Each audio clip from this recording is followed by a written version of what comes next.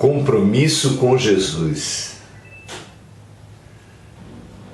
Hoje, os diversos cristianismos estabelecem uma série de ritos, preceitos, do que seja o compromisso com Jesus, basicamente disputando entre si qual o formato do rito, do batismo, como se dá a formalidade disso. Desconfiemos e busquemos como era de início.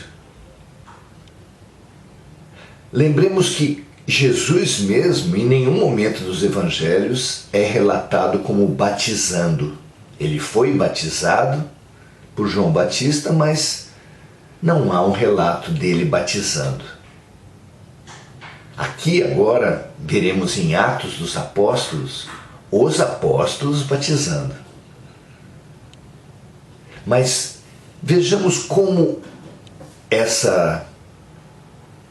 esse compromisso se dá segundo Atos dos Apóstolos.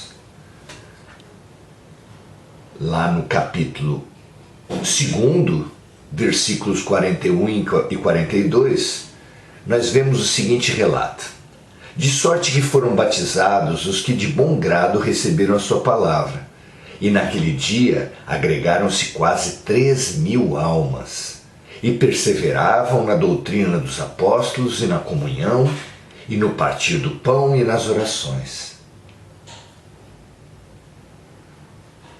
Em tempos em que se disputa as pessoas como troféus, em que se alicerça a verdade como se ela fosse apenas quantitativa, como empresas disputam parcelas do mercado, aqui nós vemos algumas características que nos ajudam a pensar o que seja esse compromisso a partir do qual se tem a ação com Jesus.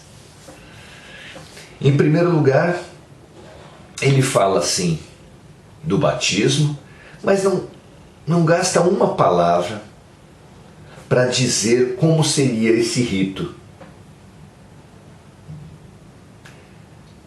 dando a suposição para nós todos que o rito em si não tem nenhuma importância. Depois ele passa a condicionar,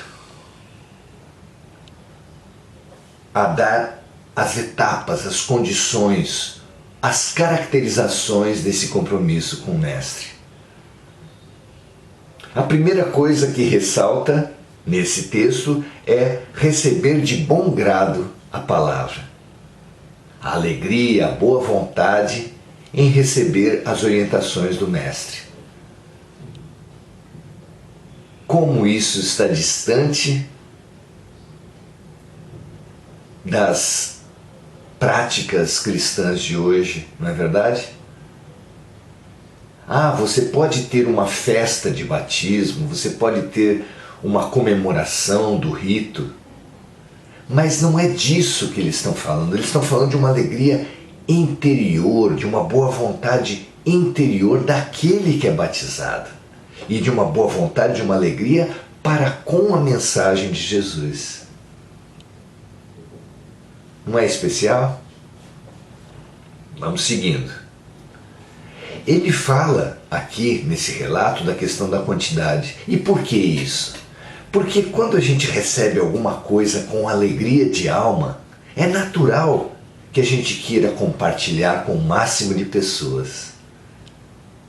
Mas jamais com imposição, em função de domínio ou de engrandecimento de uma instituição, mas compartilhar por compartilhar, porque é bom, porque faz bem para a gente e para o outro, não é?